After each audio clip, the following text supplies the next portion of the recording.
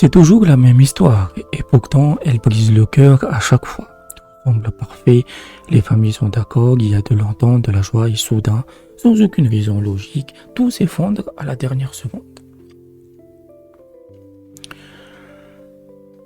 C'est un schéma que vous avez sans doute vécu euh, très récemment, ou très régulièrement plutôt. Dès qu'un sujet de mariage devient sérieux, une angoisse inexplicable vous saisit à la gorge. Au pire, le prétendant qui était pourtant conquis la veille prend la fuite le lendemain matin sans donner d'explication, comme s'il avait vu un monstre. Ce n'est pas de la malchance, ce n'est pas votre destin qui est mauvais, c'est ce qu'on appelle un verrou spirituel. Wassalam à tous, bienvenue. Aujourd'hui, nous allons briser ce mur invisible, ce blocage qui est constant. Dans la science du sir, et spécifiquement dans ce qu'on appelle le sir al-tatil, le sortilège de blocage ou d'empêchement, nous ne sommes pas face à une simple maladie. Pour que vous compreniez bien ce qui se joue, je veux que vous visualisiez une image très précise, un mur de verre fumé. Le mur est en verre fumé. Imaginez qu'un sorcier, par jalousie, mais souvent par commande, a placé une vitre invisible entre vous et le monde. De l'extérieur, les gens vous voient, mais l'image est trouble, terne, repoussante. Et vous, de l'intérieur, quand vous regardez votre futur époux, vous ne voyez pas son visage réel. Ce fait de verre fumé déforme ses traits, change sa lumière en ténèbres. Les enseignements transmis par les imams des Al-Bayt, salam sur eux, nous expliquent que ce type de mal occulte fonctionne par l'illusion, le takayil. Le djinn, serviteur de ce sortilège, n'a même pas besoin de vous posséder totalement. Certains vont appeler ça un djinn amoureux, mais ce n'est pas toujours le cas. Il lui suffit de noircir ce verre, de souffler sur cette vitre. À chaque fois qu'un bien se présente à vous, il transforme l'attirance en répulsion et la paix en étouffement. Comment savoir si vous êtes derrière ce mur de verre?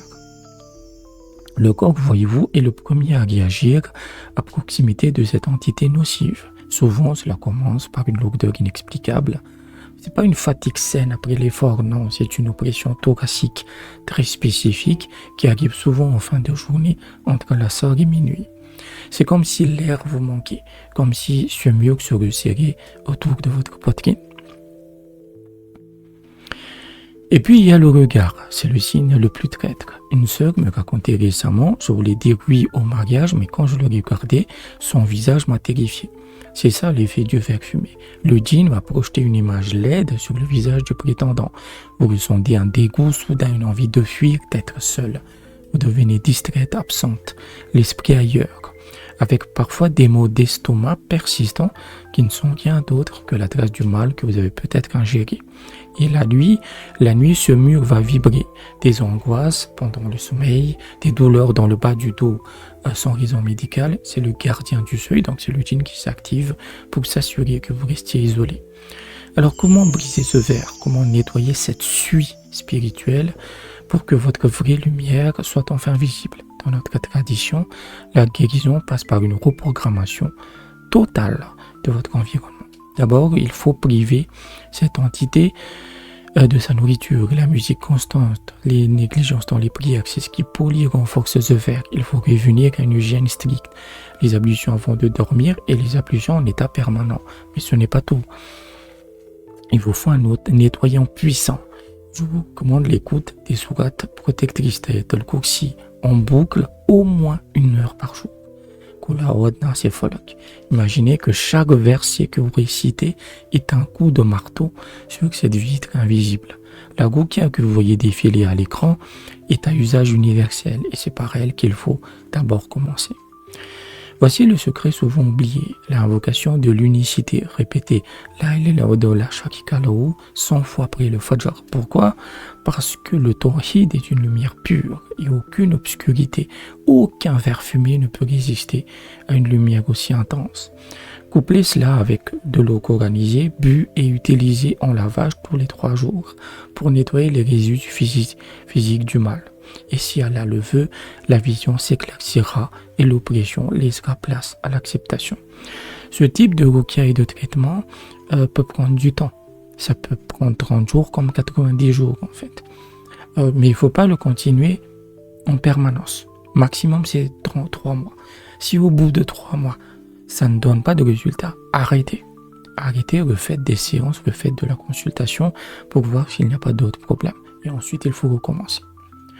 Voilà, mais avec la patience, le sabbat et la foi en Allah absolu, rien ne vous résistera. Et surtout pas l'occulte. Si vous suspectez une atteinte occulte et que vous voulez reprendre le contrôle, je propose désormais une consultation diagnostique et plan d'action. Soyons clairs, je ne suis pas un raki qui fera le travail à votre place. Je suis votre conseiller spirituel. Je vous aide à distinguer le psychologique du mal occulte et je construis pour vous un protocole de self-rukia sur mesure.